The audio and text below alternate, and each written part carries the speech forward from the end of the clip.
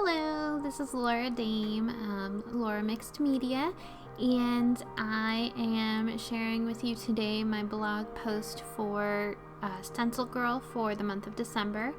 I have been pretty obsessed with jelly printing recently, and especially with this specific set of colors. I've been really loving how Dina Weekly Media Sage mixes with a few different colors like turquoise, and I have a raw sienna and some marine and a like a pinky color. So I've been enjoying playing with that mixture, and especially on the gel plate. So I'm taking a few stencils. This first set was the botanical masks from Ray Missigman, and I'm also going to be using some of the stone stencils from Mary Beth Shaw, and I'm just gel printing with them, so doing some different masking techniques, and then some what are they called? Ghost prints. I was trying to call them shadow prints, but ghost prints. And I'm printing on all sorts of different paper. So I have regular cardstock. I also have some deli paper, and I have some vintage ledger paper that I will be printing on.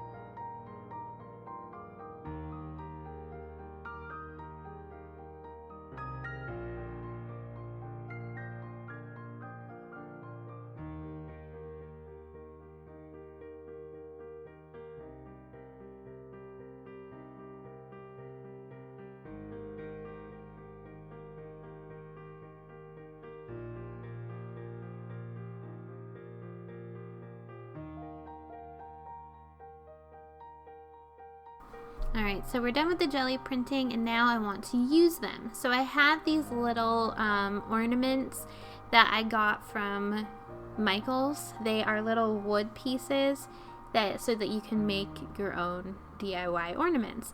So I got them because I thought it would be cool to use them in some way. I don't know that I'll actually be making any ornaments, but that was one idea. But also, because they're square, they're in these little wood pieces, they're kind of versatile. So you can use them for anything. It doesn't, sorry, my head's in the way. It doesn't have to be, specifically for ornaments. So I decided to use them as covers for an accordion journal. So what I'm doing is I'm taking this watercolor paper, and I folded it into the size that would fit. It's not perfect because nothing I do is ever exact, but I'm going to, use the wood pieces as the end, and I wanted it to open a specific way, so I ended up making two little accordion pieces, and I will put them together to create one long accordion journal or accordion book. And so I'm gonna use some of my washi tape in the middle. Here I was trying to figure out where I wanted the end to be. Did I want to make it all the way that big, or did I want to make it maybe a little smaller and just open it up the way I like? But I decided to make it that big. And like I said, using some of my washi tape along the middle to put those two pieces of paper together.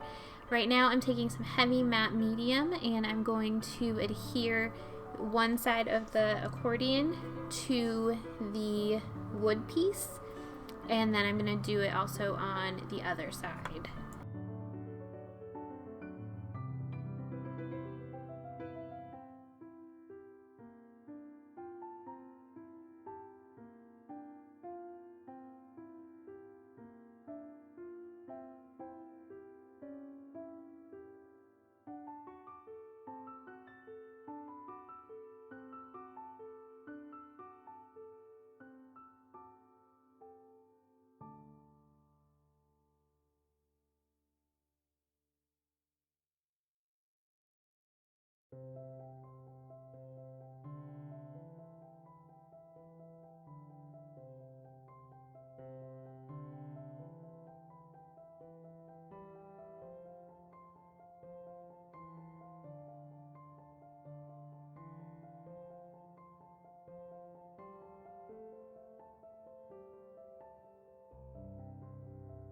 So now I'm taking some fluid matte medium and the jelly prints, and I'm going to create the covers or decorate the covers.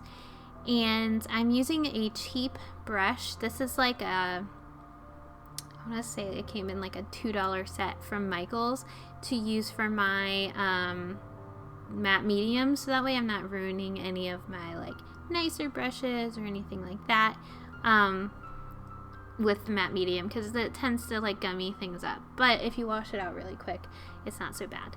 Anyway, I am covering the ends of the journal, the covers of the journal, with a piece of jelly printed ledger paper. I'm choosing areas that have some space to see the writing, because what I want to do is take the jelly print that I first did with the masks, and it's on a piece of deli paper, and it's transparent where the mask was on the jelly plate. So I want to be able to see through that, but I don't want to see through that and see the wood. I want to see through that and see the vintage paper. So it's just another way to kind of create layers and create interest, and something that I think will hopefully look really cool.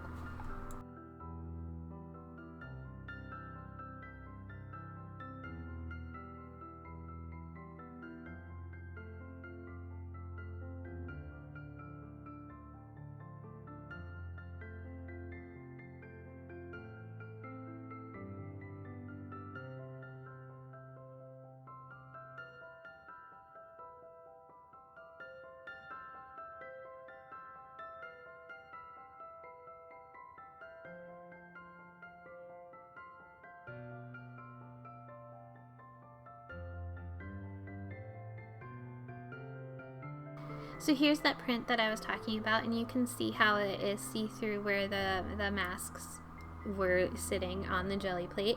So I'm picking my favorite parts of it to use on the cover, and I'm just adding it on there with matte medium.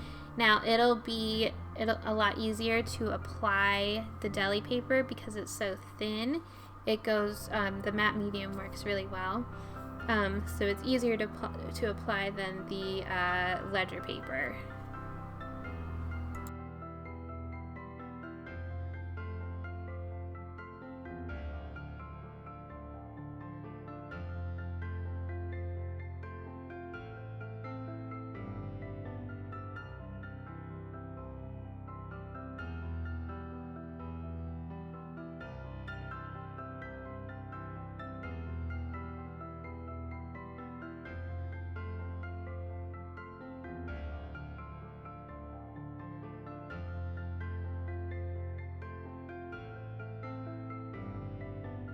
So now I've done both covers, and I decided to put some matte medium in this little bowl here, and what we're gonna do is collage the accordion. And so I'm taking different parts of my printed paper, and I pulled out a few pieces of like contrasty paper. So to me that's like, I love black marks, so I pulled out some pages that have black circles that I painted or black X's. Also, I have some white. You can see that there's a spray painted stencil page, and these contrasty papers are mostly tissue paper. There are some that are on like regular white opaque paper, but mostly they're on tissue paper. And I also have these printed birds, these Dina Weekly Media printed birds that I have just been putting on absolutely everything.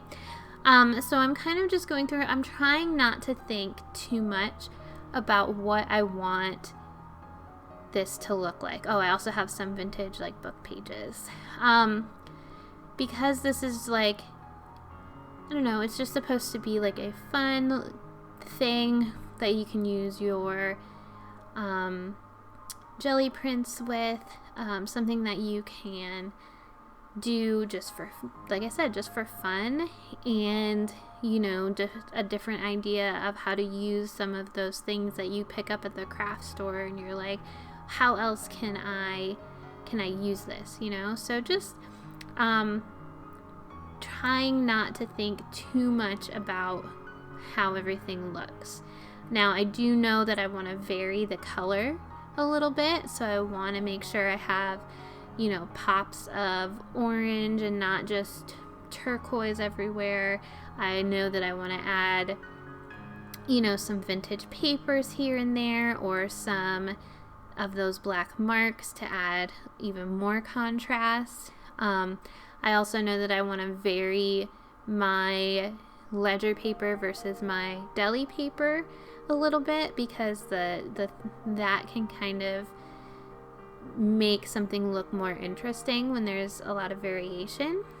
Also building some layers with putting down some of the, like we did on the cover, putting down some of that vintage paper and then maybe overlapping it with some of the deli paper prints.